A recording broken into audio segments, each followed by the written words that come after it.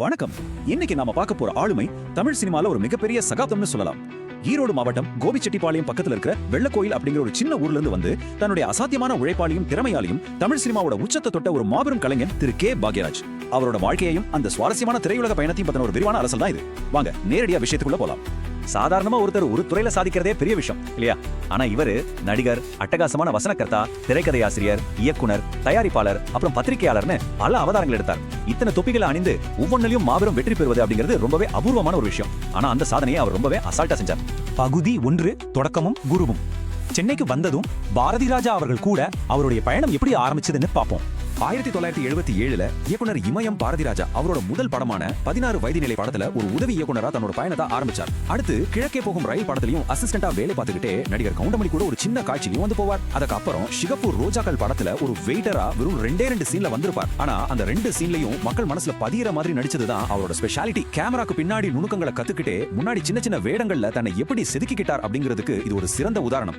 பகுதி 2, மாபெரும் வெற்றி. ஒரு சாதாரண உதவி இயக்குனர் எப்படி முன்னணி கதாநாயகனா மாறிடாருன்னு பார்க்கலாம். ஒரு பக்கம் 2 சீன்ல வந்த வெயிட்டர், மறுபக்கம் ஒரு ஹீரோ, அப்புறம் இயக்குனர்.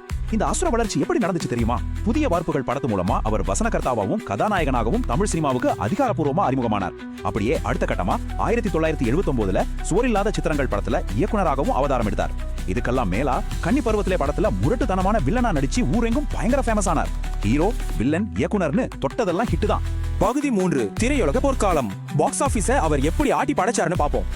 இந்த பொற்காலத்துல நாம கண்டிப்பா பேச வேண்டிய ஒரு படம் ஒரு கை ஓசை. இது அவரோட சொந்த தயாரிப்பு. நடிகை அஸ்வினி கூட இணைஞ்சு நடிச்சிருப்பாரு. இதுல என்ன பெரிய ஆச்சரியம்னா, தன்னுடைய நையாண்டி வசனங்களாலேயே மக்களை கட்டி போட்ட பாக்யராஜ் இந்த படத்துல ஒரு வார்த்தை கூட பேச முடியாத ஒரு ஊமை கதாபாத்திரத்துல நடிச்சு எல்லாரையும் பிரமிக்க வச்சார். ஒரு கலைஞனா அவர் எடுத்துக்கிட்ட மிகப்பெரிய சவால் இது. அதுலயும் அவர் பிரம்மாண்டமா ஜெயிச்சு காட்டினார். முந்தான முடிச்சு, சின்ன வீடு, மௌன கீதங்கள், இன்று போய் நாளை வா, விடியும் வரை காத்திரு, அந்த 7 நாட்கள், தூரல் நின்னு போச்சு, இப்படி அவரோட ஹிட் லிஸ்ட சொல்லிக்கிட்டே போலாம். இந்த ஒவ்வொரு படமும் தமிழ் சினிமாவுல ஒரு பெரிய மைல்கல். குடும்பங்கள் கொண்டாடுற படமா இருந்தாலும் சரி, காதல ரொம்ப ஆழமா சொல்ற படமா இருந்தாலும் சரி, அவரோட திரைக்கதைக்கு நிகர் அவரே தான். ஆடியன்ஸோட நாடி துடிப்ப இவ்வளோ துல்லியமா கணிச்சவங்க சினிமாவுல ரொம்பவே கம்மி. பகுதி 4, ஒரு சோகமான நிறைவு. ஒட்டுமொத்த திரையுலகத்திற்கும் ஏற்பட்ட ஒரு பேரிழப்பு.